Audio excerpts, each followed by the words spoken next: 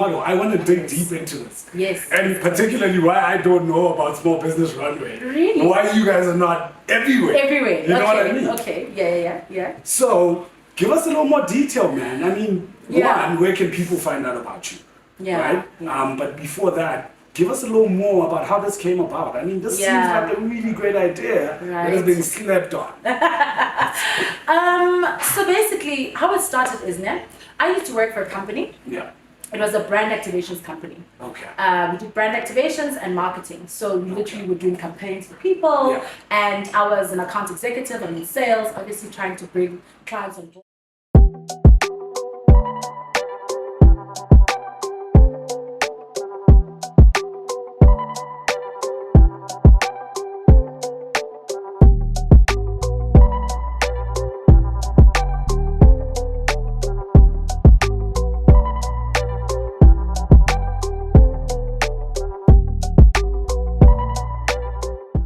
Welcome to another episode of the Underdog Podcast ZA, hosted by myself, Tshepo Tshinyi Peele.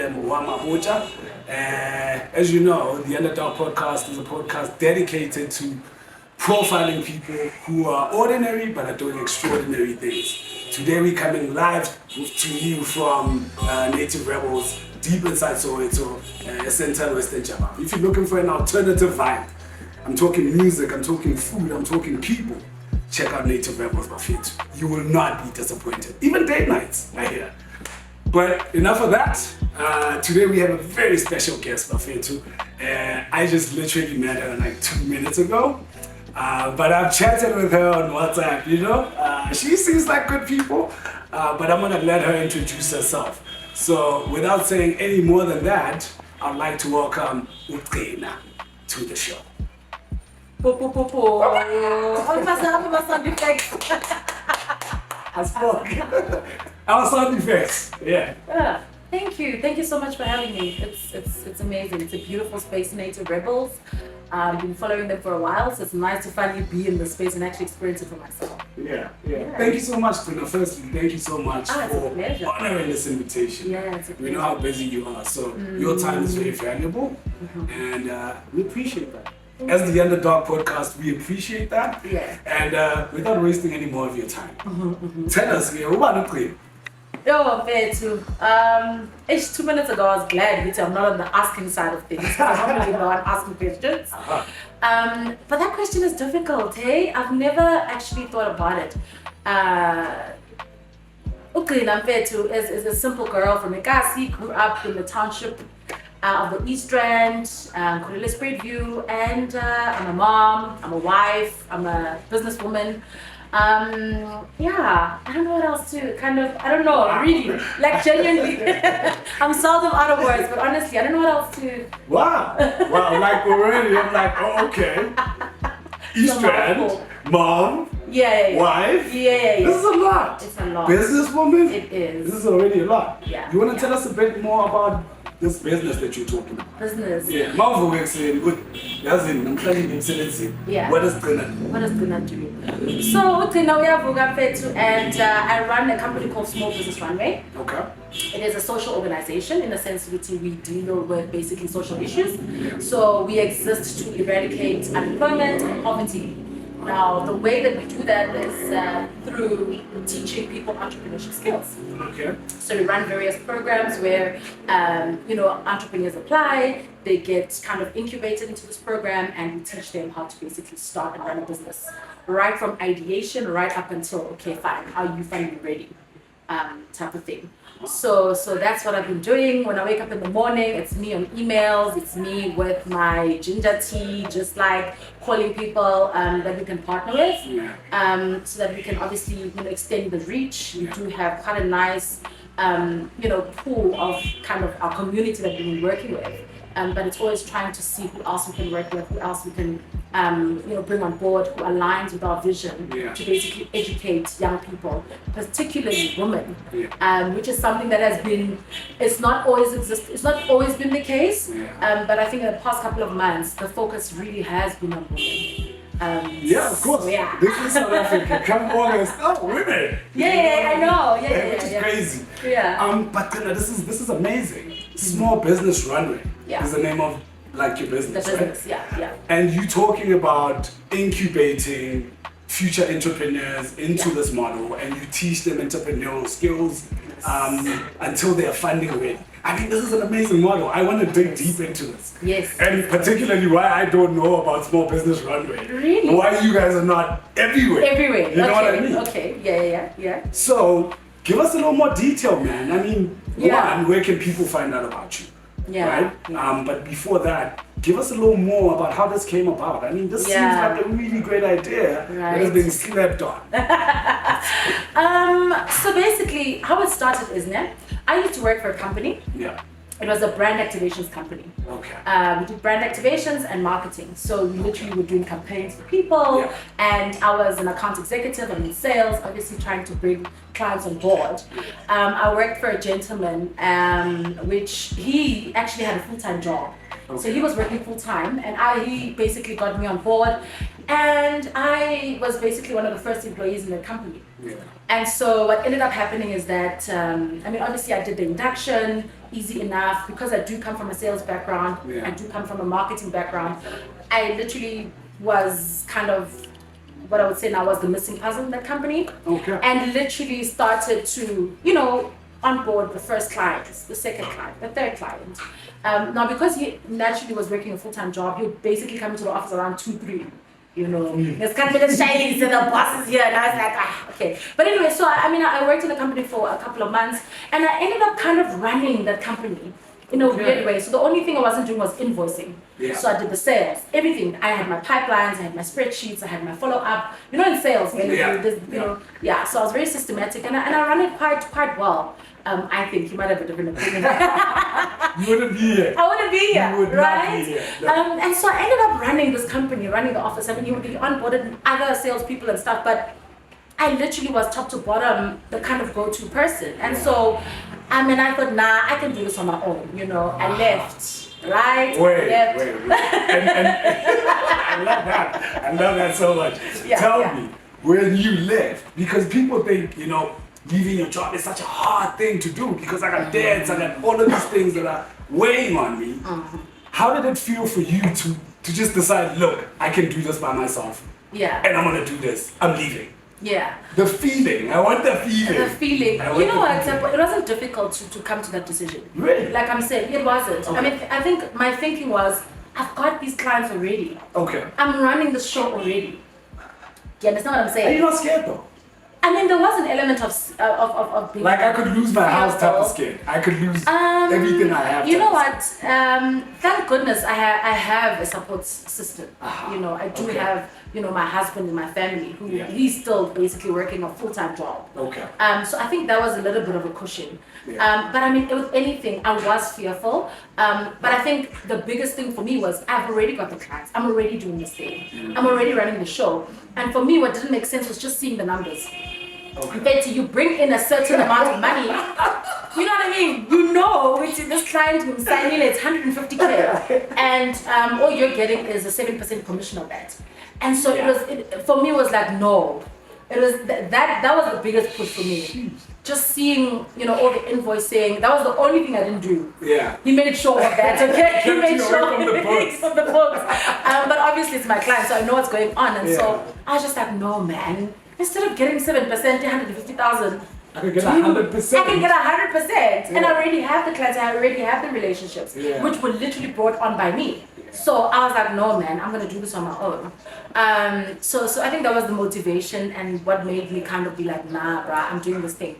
As scary as it was, Yeah. So tell me then, this is amazing because I constantly meet people who say, I want to leave my job, but I can't because I have so many debts. And you've done that. Yeah. Obviously, you had some cushion, a little bit. And some support system because you never know until you leave the job. Exactly. You'll never know how much support you have until you actually leave the job. Then you know, right? You're right. But great. Now, I want to know the kind of challenges in starting this thing up. Because it's not like It happened like that. No. I'm sure you went through some stuff there. Nah. Yeah. So I mean, just me leaving there, I obviously registered my company, which was the easiest part. Yeah.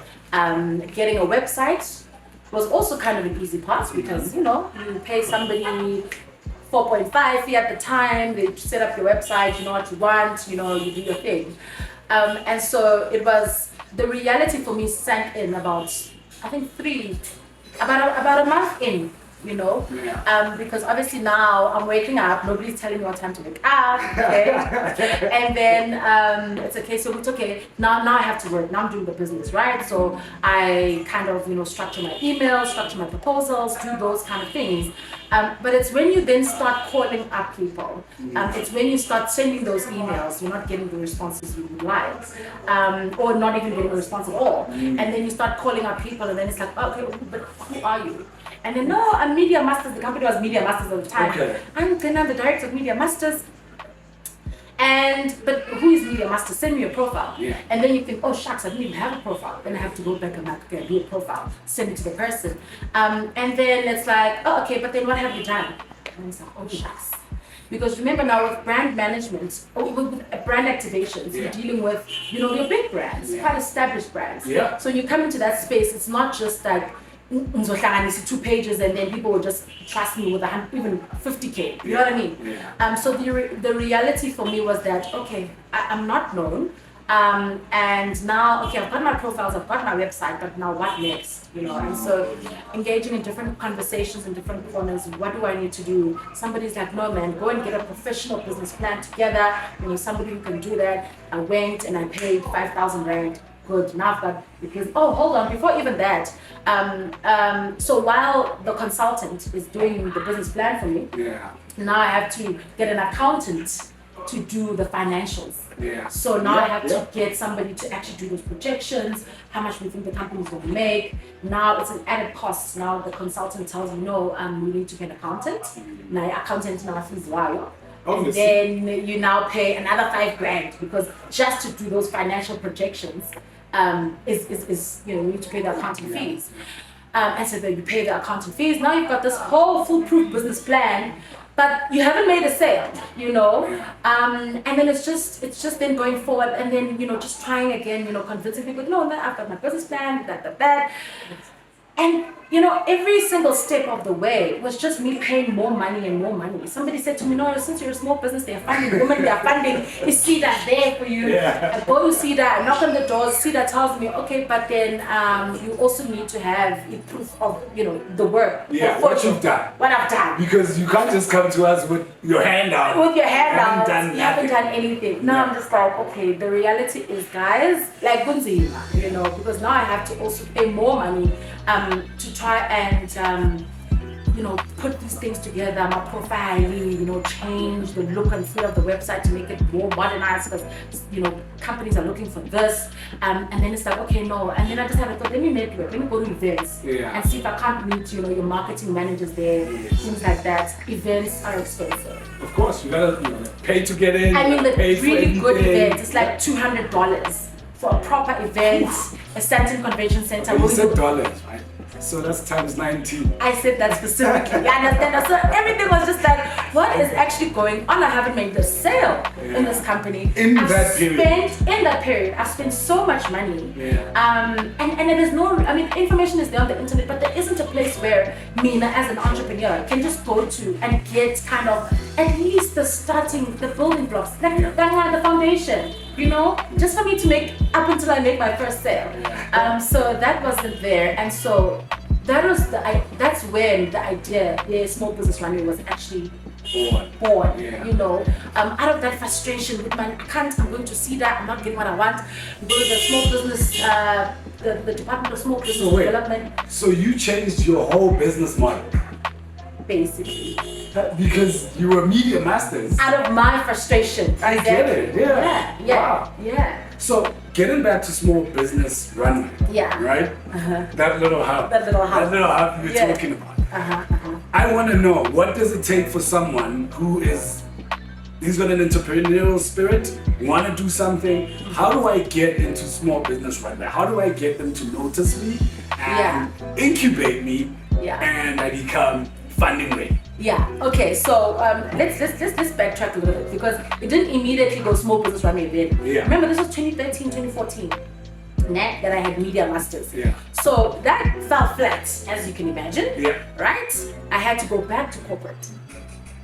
So I literally went back to work again. 9 to 5. 9 to 5. So I worked, you know, gotta do what you gotta do. So I went back into corporate, worked again, and it was only in 2019 that I was like, no, you know what? Because also Nakonda, I was frustrated in the job that I was doing, still in sales, but more of business development now. And the company was also doing events. Okay. So then I got exposed to that world, and I was like, there we go. This is what I can do. You know, but already I had thought from 2013, there isn't an agency, there isn't a platform or a place that people, especially young entrepreneurs, can go to get the information and all the things they need to start their business.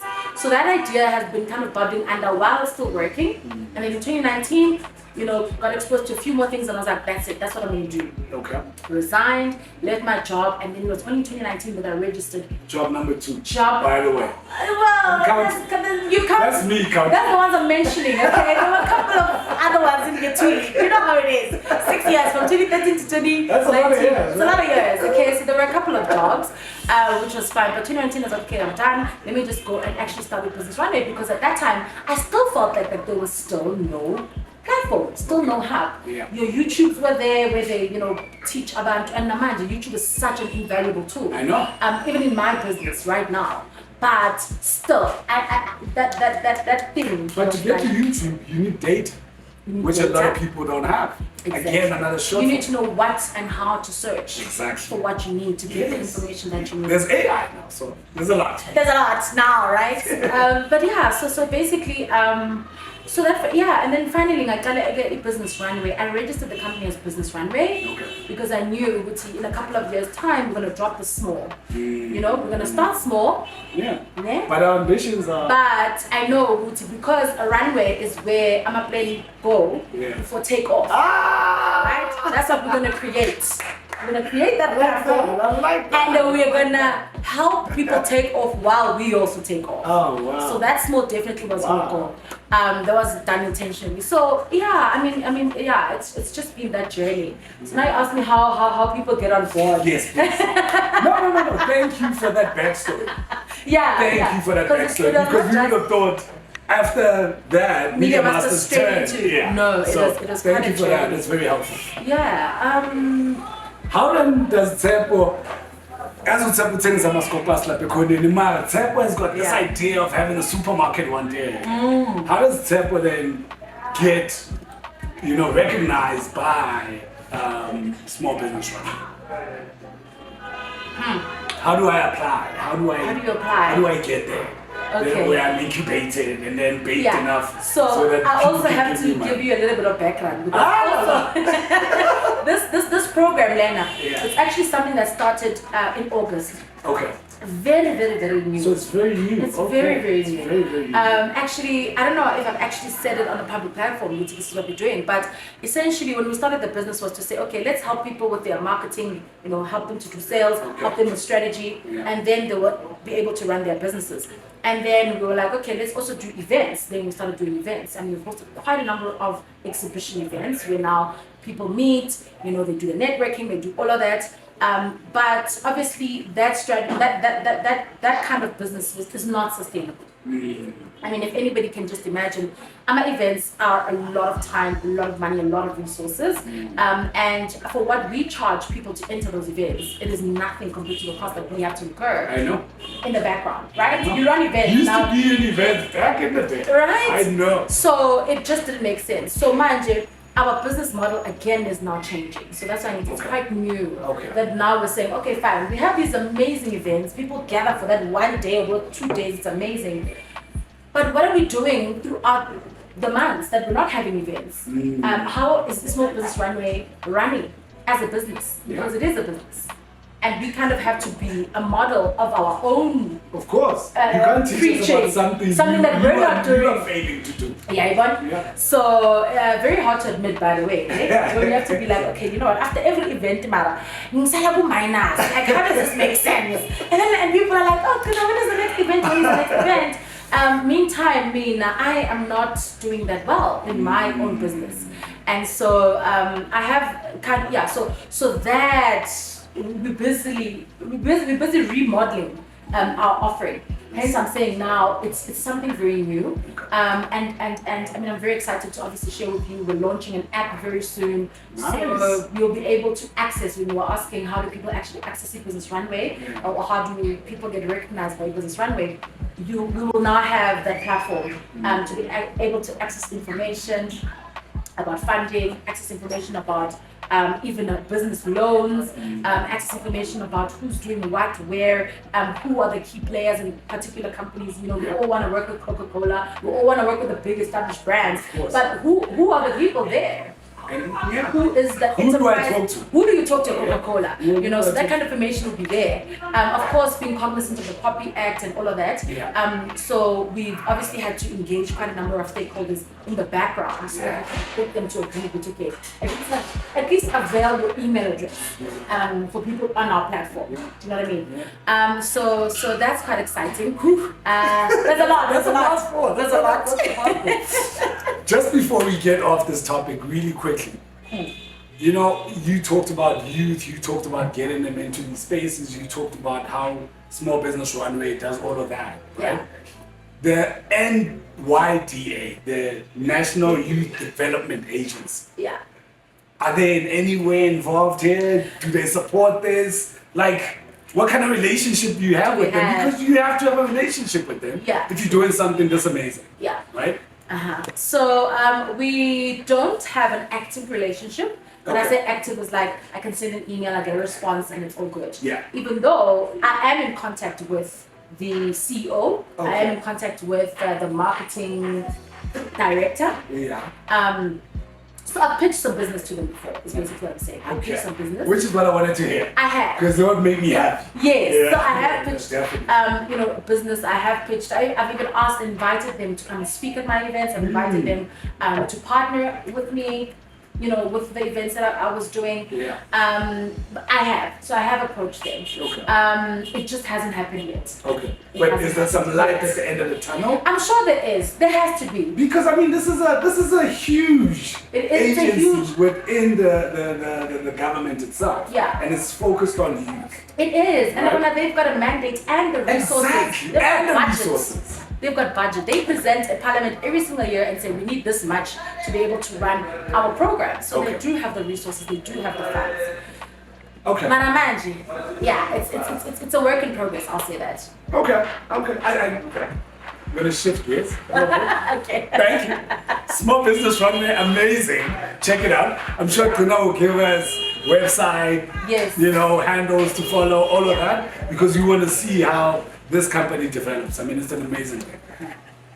You mentioned you were a mom. Yes. And how's that going? I got 2 boys. Oh wow. One is 14. And the other one turns 9 in December. You said one is 14. I was thinking when I was 14, what kind of a guy I was. Really? It's weird. Were you married? You're too. Where's my feet? Where's my feet? Yo, ask my mom. Really? That's what my son is doing. She was being called every day at school. Like, this guy is a problem. Shame. So luckily for me, my son he writes beats, he loves poetry, he loves music, he makes his own music. He's on YouTube as well. He's a YouTuber, he's an editor, he edits videos. He's so good at so many things. But obviously I'm trying to be like, Intana, like, he's like, no, mom, I can make money off YouTube. I'm like, wait up, like, hold up, let's get the books in order.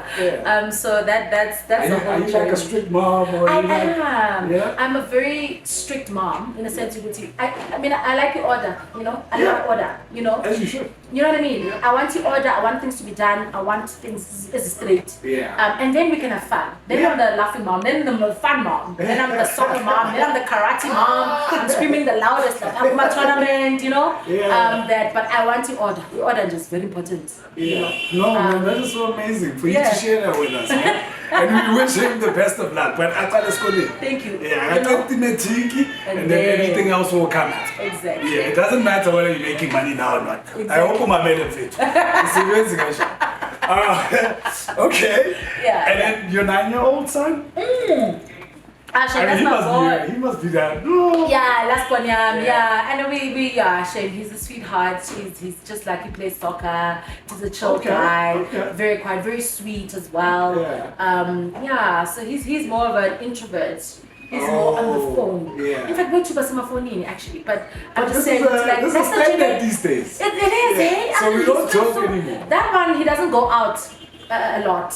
That one Okay. is like uhlala endlini. Yeah. And sometimes I'm like aphuma, like hamba uyogijima in the streets, go do something, go and just be in the sun, Yeah. you know. Get some vitamin D. Get some in you, vitamin man, D, you know? do some exercise. Yeah. So he's an introvert, he's very quiet, he's mommy's boy, last born, so you can imagine. So you got the soft touch. Exactly. You got the soft touch. Yeah. Which I realized myself because I think my mom was soft on my brother. Is I have to it? say.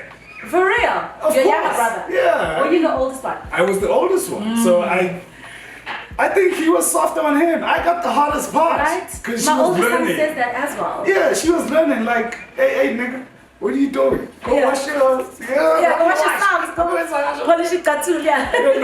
How do your men say it now? You know what I mean? But Yeah. but I get it. I get get it. you. I'm so happy for your sons, man. They have a super mom. Honestly, I think you're an amazing person. Thank you. You were on radio. Yes. You want to tell us a little bit about how you were on radio? Yo, radio, I was on Alex FM. I was hosting a show Yeah. called The Real Deal. Yeah. It's a 9 to 12 show. Okay. It was focused on women and children. Okay. So that was the whole premise of the best year of my life. You did it for A year and a couple of, a couple of months. Okay. I think 2 years. Okay. Best time of my life. Radio really opened up. I mean, we were just chatting off camera, like just the connections that you make in radio. Yeah.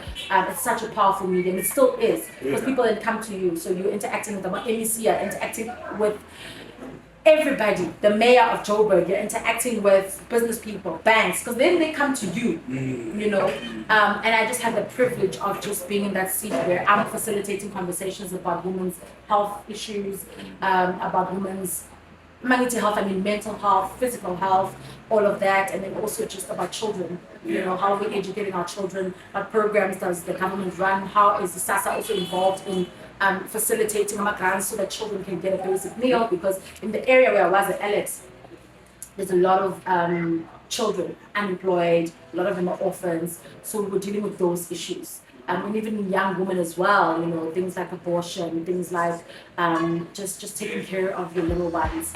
They have kids at such a young age, so this teenage pregnancy, of which, by the way, I was also a case, to be honest. Oh, okay. Yeah, I had my son in matric when I was 18. Oh, wow. So that was Jeez, close to man. my heart. That's why it was the best time of my life. Just interacting with all those people was Because, you know, you talked about women and children. This is not the first time. This is like the third time. yeah. Are you by any chance a feminist? Do you Would know you what? consider yourself? I mean, I wouldn't. You know, for the longest time, because of the boys, Yeah. I always wanted to include the boy child. Okay. So I was always like, no, I'm not either a feminist or I'm just Taylor, you know. Yeah. But I think, you know, in the last couple of years, I've felt more drawn to women issues because now I'm also evolving as a woman. You know, I'm no longer, you know, in my 20s where now, you know, it's I'm dealing with different things now. Yeah. You know, I'm growing. My kids are growing. So I think now I would say I am somewhat of a feminist because I do care about women's issues.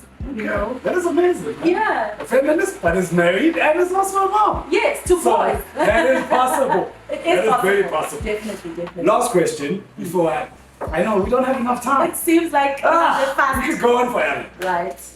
Any advice you would give to your 19, 20-year-old self?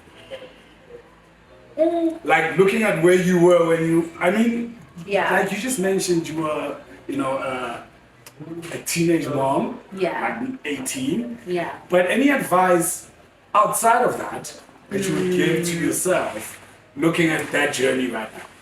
You know, the one thing that I would say is, girl, you are enough. You are amazing. Like,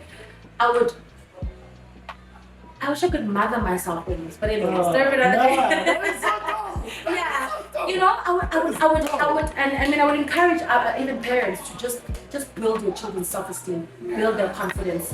My mom was very good at doing that. Okay. And I think that's what has carried me even to this day. But at the time, I wasn't confident. I wasn't sure of myself. You know, I had self-esteem issues. You know, I thought, oh my God, because I was always the louder girl, the taller girl. I was always that girl. So, you know, people teased me and bullied me for that. Oh, wow. They even called me Hulk. Imagine. Yeah, growing up, can you imagine saying that to a kids are little horrible. tiny, like, you know, a 12-year-old to Hulk, and it's a girl. So I grew up with that, but if anything, I would try to build self-esteem. No, they said that at the time, but now I know it was because of the size of the gift I'm carrying. Yes. So maybe I am a Hulk. Now I'm like, yeah, give it to me. Taking I'm on gonna do this it. responsibility. Yeah, but man. if anything, let's build the kids, man. Be confident, you're enough, you're good, you're great. Even if you haven't figured out what you want to do, where you're in life, where you're going even, you're enough. That's what I told my 19-year-old fellow. Wow, man. Thank you so much. Thank you. That was amazing. That was Thank great. you so much, Gcina. So, Paul, this was Thank amazing. you so Oh my much. God. You're a good host. I would wish we would have you back at some point. I know. So we can have a long conversation. Yeah. But I'd thank love you so to. much. Thank we you. really appreciate you. I appreciate it. Bafethu Mzwile, the Underdog podcast. Yeah. It's no Gcina. You know what? I can't say anymore.